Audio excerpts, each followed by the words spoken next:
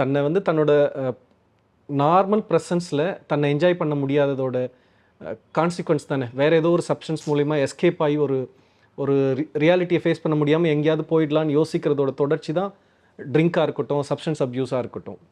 அப்போ அது என்ன அப்படிங்கிறது தான் ரொம்ப டீப்பர் லெவலில் நம்ம அட்ரஸ் பண்ண வேண்டியதாக இருக்குது. ஆனால் அதை வந்து ஃபில்முக்குள்ளே பேசி அது ஐ டோன்ட் திங்க் அது ஃபில்ம் மேக்கரோட இருக்கும்.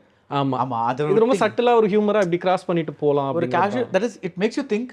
பட் அது வந்து அதே வந்து ஓ இதுதான் ப்ராப்ளம் அந்த மாதிரி சொல்லாமல் நீங்கள் அப்படியே கடந்துறீங்க. That's really nice. பட் எனக்கு ஒரே ஒரு யூனோ ஒரு ஸ்க்ரீன் ப்ளே எழுதும்போது யூஸ்வலி வந்து ஒரு எல்லாருமே கொஞ்சம் பேக் ஸ்டோரி கொடுக்க பார்ப்பாங்க. ஸோ தட் இப்போ இன்னொன்று இந்த படம் வந்து ஏன் குரு சோமசுந்தரம் கேரக்டர் வந்து குடிகாரம் ஆனார், அவர் என்ன ஆச்சு, இவங்க போயிட்டாங்க, அம்மா செத்துட்டாங்க, அப்பா வந்து சித்தி இருந்தாங்க, சித்தி அடித்தாங்க, something like that. I don't know, random thing like எதுவும் இது நடக்கலை, இல்லை லவர் விட்டு போயிட்டாங்க, சம்திங் லைக் தட் ஏதாவது ஒன்று இருக்கும். ஸோ தட் நம்ம வந்து அந்த இமோஷனை வச்சுட்டு இவரோட பிகாஸ் இல்லைனா ஹி பிகம்ஸ் வெரி அன்லைக்கபிள். மற்றவங்க மேலே தான் சிம்பத்தி வருமே தவிர அவர் மேலே அவ்வளோ சிம்பத்தி வராது.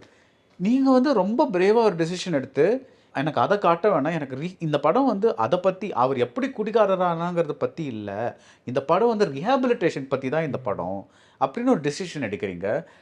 How difficult was it to take this decision? எனக்கு அதில் செகண்டரி தாட்டே இருந்ததில்லை. ஏன்னா எப்படி ஒருத்தவங்க அடிக்ட் ஆனாலும் அதோட கான்சிக்வன்சஸ்ங்கிறது எக்ஸ்ட்ரீம்லி சேலஞ்சிங் அண்ட் டிஃபிகல்ட்டான ஒன்று தான்.